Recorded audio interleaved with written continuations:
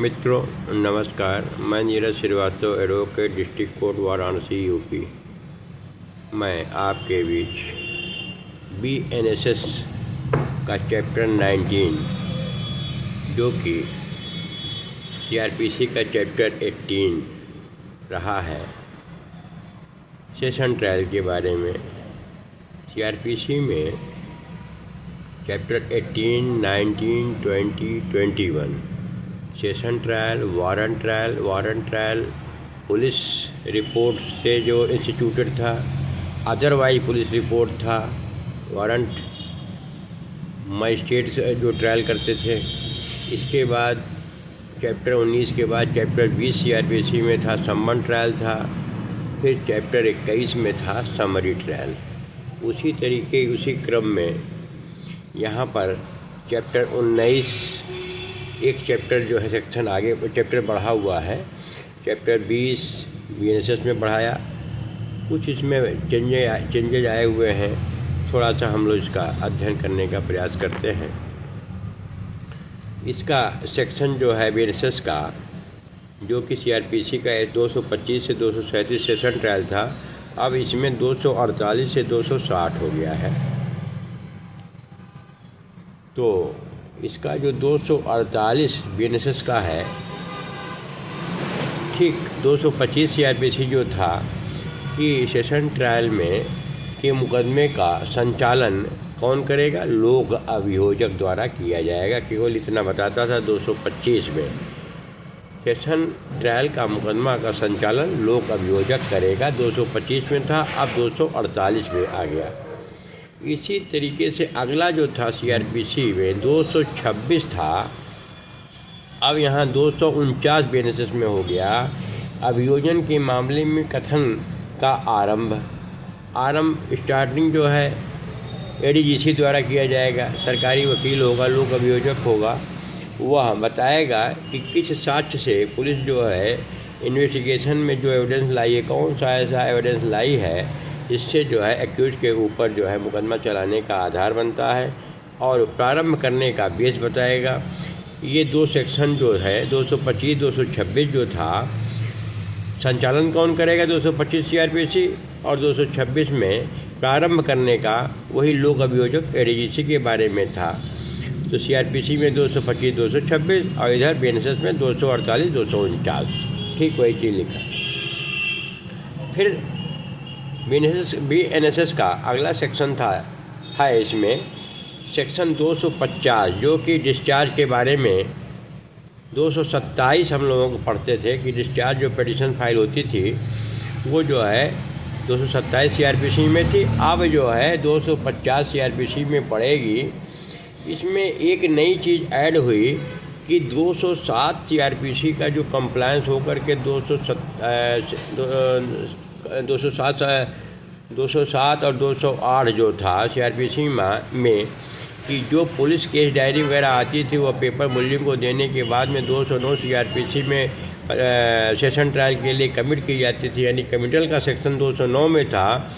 उतना होने के बाद जैसे ही सेशन कोर्ट में फाइल पहुंच गई, तो जो डिस्चार्ज वाली बात है 227 CRPC, 250 BNSS में कि आने के ठीक बाद 60 दिन के अंदर डिस्चार्ज एप्लीकेशन फाइल करने का नया प्रोविज़न इसमें आ गया है। पहले लोग कभी भी डाल देते थे, साल, 2 साल, 1.5 साल अपना जला करके डालते थे, लेकिन 60 दिन का ये बाउंड किया गया है। इसमें 60 दिन में ही आपको जो है डिस्चार्ज पिटीशन फाइल करनी है। डिस्चार्ज जो है डिफेंस का पहला डिफेंस होता है प्रोसीडिंग में, ट्रायल में पहला डिफेंस होता है। यहीं से डिफेंस लेने का स्टार्टिंग हो जाती है। हालांकि आने को तो बेल में भी कहना चाहिए, लेकिन जो है ट्रायल में पहला डिफेंस यहाँ होता है। फिर ड्यूरिंग क्रॉस एग्जामिनेशन होगा, फिर आपका 313 में होगा, उधर 315 में होगा। 313 सफाई साक्ष्य है, और जहाँ का एक्यूज का एविडेंस होगा या एक्यूज की तरफ से आने वाले एविडेंस होंगे, उन सब में आपका डिफेंस यहीं से स्टैंड करना होता है। तो ये डिस्चार्ज हो गया 227 CRPC में था, 250 BNSS में हो गया। अब डिस्चार्ज अगर फाइल हुआ तो ठीक, तो जिसका डिस्पोजल होगा। अदरवाइज 228 में जो CRPC था वो चार्ज बनाने की बात करता था। उसी तरीके से 251 BNSS है कि अगर 4 दिन में आया, 4 दिन में अगर चार्ज बना, डिस्चार्ज हुआ तो हुआ, नहीं हुआ तो 4 दिन में चार्ज बन जाने की बात है। केवल इतनी ही बात है इसमें। 228 CRPC थी, 251 BNSS है। इस तरीके से RO बन जाएगा, लिख करके पढ़ के समझाया जाएगा RO कैसे बनता है। 211, 212, 213 CRPC हम लोग पढ़े हुए हैं, उसमें क्या कंटेंट होंगे वो सब तो देखने की बातें हैं। ये चीज़ हो गई। इसके बाद 229 CRPC था जो कि 252 BNSS है। 252 BNSS यानी 229 CRPC में प्ली गिल्टी की बात करता है।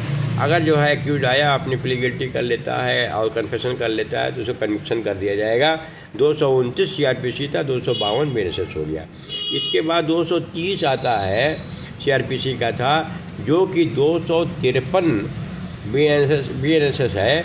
अभियोजन साक्ष्य के लिए तारीख। अब यहाँ पर जो है अगर प्ली गिल्टी नहीं किया और कहता है कि ट्रायल हम चाहिए, हमको जो है हम नहीं मानते हैं, हमारे खिलाफ जो मुकदमा हुआ गलत हुआ है तो ट्रायल स्टार्ट करना है, तो अब यहाँ 230 जो CRPC का था 253 करता है, बताता है कि अब यहाँ पर जो है एक्यूज के डिफेंस लेने की बात आगे ट्रायल चाहता है तो एक डेट दी जाएगी आगे ट्रायल के लिए।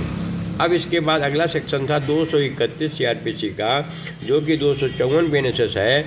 इसमें एविडेंस, प्रोसिक्यूशन के जो एविडेंस साक्षी आएंगे, विटनेस आएंगे, टेस्टिमनी होनी होगी, तो उनके जो विटनेस आएंगे उनका एविडेंस होगा, उनका चीफ होगा, उनका फिर क्रॉस होगा। 231 CRPC था और 254। अब ये बन गया BNSS का। अगर 231 में ये दे दिया, अब इसमें एक चीज़ 231 में आ गई, ऑडियो वीडियो इलेक्ट्रॉनिक, ये हर चीज़ में आ रहा है। नई बात इतना ही है इसमें कि जो एविडेंस लेने की बात है इसमें जो है ऑडियो वीडियो के माध्यम से रिकॉर्डिंग करने की बात है, एविडेंस लेने की बात है। हालांकि इस पर स्ट्रगल करने की आवश्यकता, ज़रूरत पड़े तो किया जा सकता है। और इस पर जो है यूपी गवर्नमेंट का भी जियो एक इस टाइप का बना हुआ है कि ये आवश्यक है ऑडियो वीडियो के माध्यम से, लेकिन वो कोई मैंडेटरी नहीं समझ में आता है और उस पर पॉइंट पर स्ट्रगल करना चाहिए कि नहीं साहब हमको जो है ऑडियो वीडियो से एतराज़ है और इस पर कोशिश करने में कोई हर्जा नहीं है। अब तो कोर्ट प्रेशर डाल रही है हर जगह जो है ऑडियो वीडियो के माध्यम से। तो इस तरीके से ये अभियोजन साक्ष्य शुरू हुआ 231 में। अब इसमें बाद आता है 232। इसमें एक एक्विटल का पॉइंट आता है कि अगर अभियोजन का साक्ष्य ले लिया गया और उसका अभियोजन और प्रतिरक्षा को सुनने के बाद में न्यायाधीश का विचार होता है कि इस बात का कोई, यानी अगर प्रोसिक्यूशन का जो विटनेस आए उनकी गवाही अगर हो गई तो उसमें जो है यहीं पर जो है आगे प्रोसीडिंग न बढ़ाते हुए ऐसा लगता है कोर्ट को कि ऐसा कोई मटेरियल नहीं आया जिससे जो है कन्विक्शन सस्टेन हो सके, कन्विक्शन बेस करने का कोई ऐसा सफिशिएंट एविडेंस नहीं आया, तो इसको यहाँ पर एक्विटल की बात आ गई। 232 में ही एक्विटल करने की बात कहता है कि प्रोसिक्यूशन का भी एविडेंस लिया गया और कोई मटेरियल ऐसा जो है नहीं आया, तो conviction can not be sustained का एक ओपिनियन बनाते हुए एक्विटल कोर्ट कर सकती है। इस तरीके से 232 के बाद अगर एक्विटल हुआ नहीं हुआ, फिर 233 आता है। 233 जो है इसमें आ गया 256 BNSS में प्रतिरक्षा आ गया, जो क्रॉस एग्जामिनेशन की बात आ गई। 233 इसमें जो है 255 अगर मान लीजिए दोष मुक्ति वगैरह नहीं हुई तो अब जो है दोष मुक्ति नहीं किया जाता है। मान लीजिए ऊपर वाले में 232 CRPC यानी 255 BNSS में, तो वहाँ उससे अपेक्षा की जाएगी अपनी प्रतिरक्षा प्रारंभ करे और कोई साक्ष्य जो उसके समर्थन में हो उसके पास वो पेश करे। अब अभियुक्त का बात आ गई ना। अब उधर जो है यदि अभियुक्त कोई लिखित कथन देता है तो न्यायाधीश उसे अभिलेख में फाइल करेगा। यदि अभियुक्त किसी साक्षी को हाजिर होने या कोई दस्तावेज या चीज़ पेश करने के लिए विवश करने के लिए कोई आदेशिका जारी करने के लिए आवेदन करता है तो न्यायाधीश ऐसी आदेशिका जारी करेगा जब तक उसका ऐसे कारणों से जो लेखबद्ध किए जाएंगे यह विचार न हो कि आवेदन इस आधार पर नामंजूर कर दिया जाना चाहिए या तंग करने या विलम्ब करने या न्याय के उद्देश्य को विफल करने के प्रयोजन से किया गया है। अब इंटरिंग अपॉन डिफेंस हो गया। अब डिफेंस का जो है क्रॉस एग्जामिनेशन दोष मुक्ति नहीं किया गया। अगर मान लिया 232 में तो यहाँ पर जो है अब डिफेंस की बात आ गई। वो जो है डिफेंस के बारे में मतलब कि जो प्रोसिक्यूशन का एविडेंस था वहाँ पर समाप्त होने के बाद में डिफेंस का एविडेंस की बात है। तो ये जो है 313 जो है जब आपका उधर 313, 314, 315 जब आदमी देखेगा मुल्जिम का जब हो जाता है तो 233 CRPC में लिस्ट ऑफ डिफेंस विटनेस की बात आती है। यहीं से मुल्जिम के गवाहों की सूची की बात आती है। 313 जो बनता है मुल्जिम का है। 313, 314, 315 वगैरह में मुल्जिम खुद भी कंप्यूटर साक्षी है। फिर उसके तरफ से 233 जो ये CRPC थी जो कि 256 हो गई, ये मुल्जिम का डिफेंस का विटनेस की बात है। उसके तरफ से आएगा, लिस्ट आएगी। अगर वो कहेगा कोई पेपर मंगाना है, कोई साक्ष्य मंगाना है तो मंगाएगा और मुल्जिम अपने तरफ से गवाहों को पेश कर सकता है। ये है डिफेंस का। तो 233 जो है डिफेंस पर परीक्षा की बात आ गई। इसके बाद इतना काम होने के बाद में फिर 234 था जो CRPC का। अब 234 CRPC जो था 257 हो गया, बहस की बात आ गई। 234 बहस है अगर आर्गूमेंट होगा, और 235 CRPC जो कि 258 BNSS है उसमें कन्विक्शन एक्विटल होगा चाहे कन्विक्शन होगा, ये बात बताता है। इसके बाद आता है इसमें 236 जो कि 259 BNSS है, पूर्व दोष सिद्धि। ऐसे मामले में जहाँ पर कि 234 की धारा 7 के उपबंधों के अधीन पूर्व दोष सिद्धि का आरोप लगाया गया है और अभियुक्त यह स्वीकार नहीं करता है कि आरोप में किए गए अभिकथन के अनुसार उसे पहले दोष सिद्ध किया गया था। न्यायाधीश जो है धारा 252 का मतलब है कि दोषी होने का जो प्ली गिल्टी की बात है, जो कि कन्फेशन की बात है। 252 यह धारा 258 प्ली गिल्टी दोष सिद्धि के पश्चात अभिकथित पूर्व दोष सिद्धि के बारे में साक्ष्य ले सकेगा और उस पर निष्कर्ष अभिलिखित करेगा। अगर कहीं पहले उसको कन्विक्शन वगैरह हुआ है उसके बारे में भी कोर्ट जो है राय बनाएगी।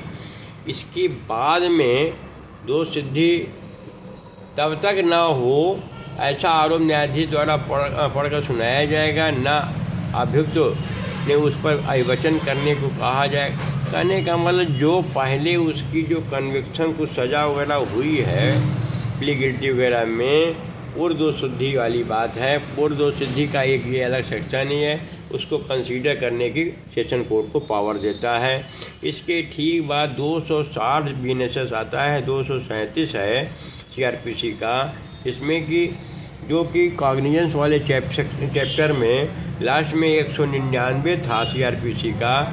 इसमें राष्ट्रपति राज्यपाल वगैरह हम लोग पढ़े थे। मानहानि का मुकदमा अगर आता है 500, 499 वगैरह का, तो उसमें IPC का, तो उसमें सीधे कॉग्निजेंस लेने वाली बात थी। वही है, एक सेक्शन बढ़ाया गया, इसमें दिया गया 237 CRPC, क्योंकि 260 BNSS हो गया। मानहानि की प्रक्रिया, ये मुकदमे की प्रक्रिया, इसमें ये दिया गया कि जो अगर ये इस तरीके का कंप्लेन आता है तो ये जो कंप्लेंट आएगा तो कंप्लेंट के रूप में राज्यपाल राष्ट्रपति जो कॉन्स्टिट्यूशनल पोस्ट वगैरह पर विराजमान होने वाले जो मंचासीन वो राज्यपाल राष्ट्रपति और संघ शासित वगैरह कुछ ऐसा दिया था, उन लोगों के खिलाफ यदि मानहानि का कोई मुकदमा या कंप्लेंट आती है तो उसका ट्रायल जो है सेशन कोर्ट जो है एज ए स्टेट मुकदमा जैसे पुलिस केस के तरीके से ही ट्रीट करेगा, उसको जो है उसका ट्रायल करेगा और फिर उसके बाद जजमेंट देगा। इस तरीके से सेशन ट्रायल के बारे में हम लोगों ने कुछ थोड़ा अध्ययन किया। मैं पुनः आपके बीच किसी अन्य टॉपिक पर आपके बीच उपस्थित होऊंगा। तब तक के लिए धन्यवाद, नमस्कार।